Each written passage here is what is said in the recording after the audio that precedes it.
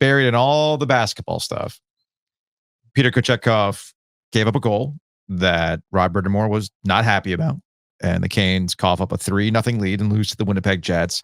And it's the same week as the trade deadline, which means we got to do something right now, Luke.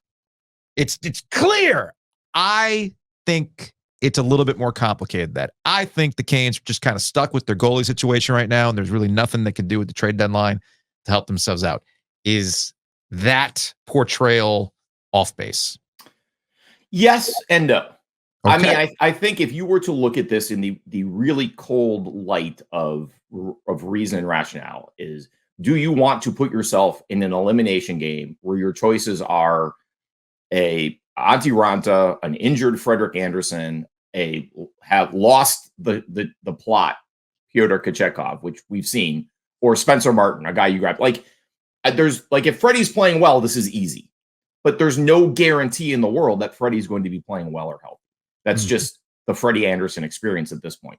The Pyotr Kochetkov experience is, he's Peter the Puck Dodger. He's a crazy Russian. You don't know what you're going to get from this guy. He's a terrific, talented goalie. He's got an incredible personality. The players love him, but he just goes on these mental walkabouts where you're like, what is this guy doing? Like, why are you trying to stop the on-rushing forward with your head?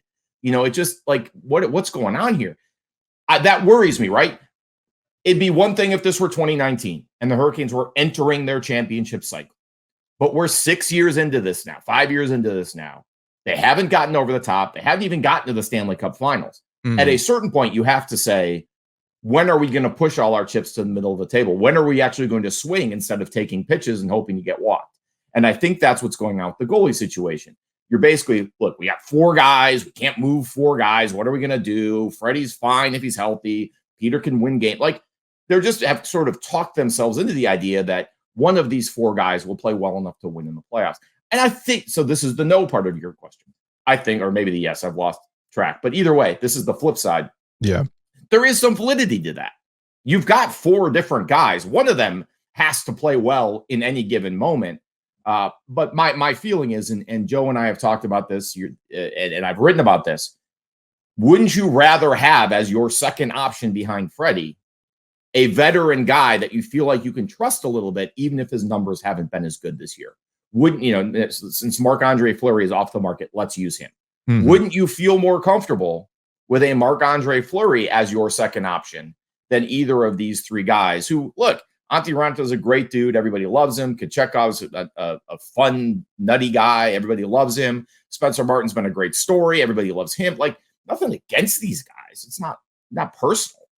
But wouldn't you feel more comfortable saying, hey, we've got this very talented, very fragile number 1 goalie who, by the way, still hasn't played since November or whatever it is. Wouldn't you feel more comfortable with the goalie? That said, the market's terrible. People are holding out for big returns for a guy you may not even play.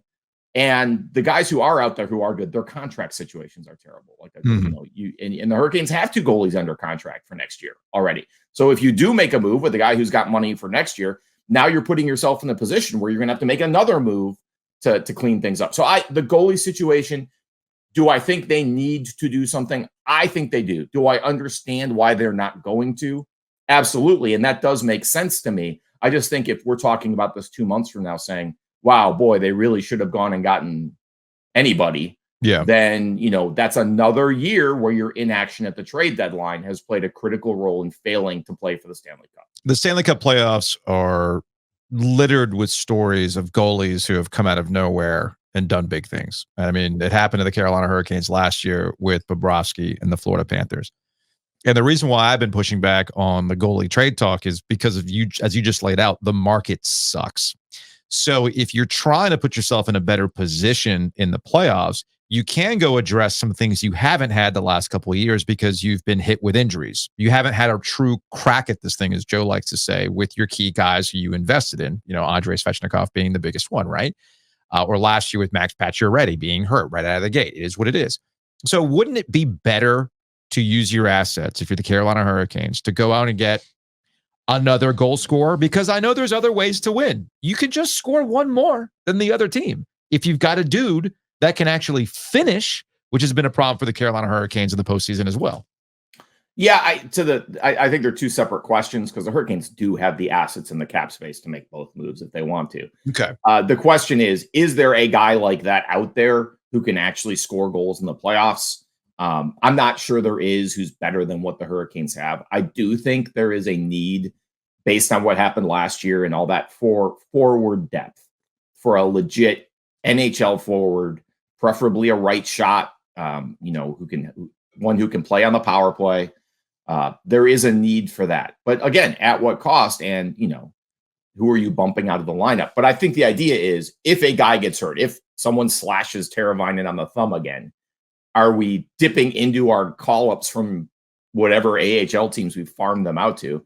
Or do we have a veteran guy who can step in or does that veteran guy already in the lineup and, somebody else steps in, you have to assume there are going to be injuries. So plan for them now and don't keep your fingers crossed for 3 months and hope no one gets hurt. So I think there is a need there. I think there's probably an appetite to get a deal done. The problem is you start digging into this stuff and getting into the details of it. Like there are maybe 4 right shot forwards who can help them. They all have a worse face-off percentage than the Hurricanes guys do on their off wings. So like you're not actually upgrading there. But I think the depth argument is good. And also, if it's a guy with some skill who can play on the power play, having another right shot does give you more options, especially on that second unit. And as we saw last year, a power play that was 3% better, and they might be playing Vegas in the Stanley Cup Finals. Like the margins are very fine. So if you can make a move, it can pay dividends down the road. I'm laughing to myself here because I'm listening to you talk. I 100% know for sure that Jim Rutherford would trade for Max Pacioretty. I 100% know for sure. Like that would be the number one thing he would do. Like when you're saying, "Hey, this guy could help this, and this." Oh, who could we go get? And Jimmy was just like me. I was right all along about this guy to do it. I knew it. But look, back to the goalies though. Legitimately, I'm curious. You know more about this stuff than I do. Juuse Saros. What is the feasibility of getting him from Nashville? And at 28 and as a Finn, it feels like a match made in heaven to me, Luke, but I don't know how much what it would cost and then where he would kind of fit in their long-term plans. Yeah, no, I mean, I think to me, I'm with you. I think if you can get a guy like Juuse Saros and sort of remove all doubt from the equation, because the thing about goalies in the NHL is there are 4 or 5 or 6 guys who you actually can count on year to year who have proven, Shesterkin and Saros, and there's a very limited pool of those goalies. Everybody else, you're rolling the dice every year, right? So what are we going to get this year? Even Freddie. So yes, now Nashville's playing really well right now. They just re-signed Novak, who's a guy they were going to trade. I don't know whether Saros re-signs or not there in this cycle. At the end of the year here, but I think he wants to stay. I think he likes the direction they're headed under Barry Trotz. If he gets to July 1st, so I don't think a trade's in the works, right? And not that they could carry Juuse Saros' salary among 5 goalies now anyway. Is he a perfect fit to me for the Hurricanes on July 1st? Absolutely. A Saros-Kochetkov tandem looks pretty good to me. That means moving Freddie. I think you could to a team like New Jersey or Columbus that would love a veteran guy in a 1-year deal while they figure out their long-term plans. But that's, again, there's no guarantee you can move Freddie, and then you have 3 goalies under contract. So, and there's no guarantee Saros signs here. And with all of the cap issues the Hurricanes are going to have, they're going to have to rebuild their defense to some degree, depending on what happens with Shea and Pesce. That they've got to figure out what they're going to do with Marty Necas from a contract situation. That's still hanging out there. They bought some time on that because he had the terrible year 2 years ago, but now you're revisiting that. Can you lock yourself into $8.5 million a year for 10 years on Juuse Saros? And does that foreclose you from keeping the rest of the team together? And is the opportunity cost there good enough that you say, okay, if we have Juuse Saros, maybe we don't need the deepest defense in the league. Maybe we can cut some corners there because we won't be on pins and needles every time we give up a scoring chance when we're out shooting the other team 28-3 and we're down 2-1. Yeah, but see, here's the thing, and maybe I got a little Jim Rutherford in me with the I've been right Max, all along. We really like Max. We think he's. I can't wait for that to happen. So this was something that plagued the Washington Capitals for the longest time. They go to the playoffs, they would outshoot everybody. They'd have way more scoring chances, and they would still find themselves out early in the playoffs and everything else like that. We get, you just said, we just outshot this other team by X amount. We're on pins and needles about the goalie and whether or not he's going to stop this one. Sometimes you look at why do you keep producing these chances and they don't actually go in. That's the consistency with the Carolina Hurricanes throughout this entire run. How does that change?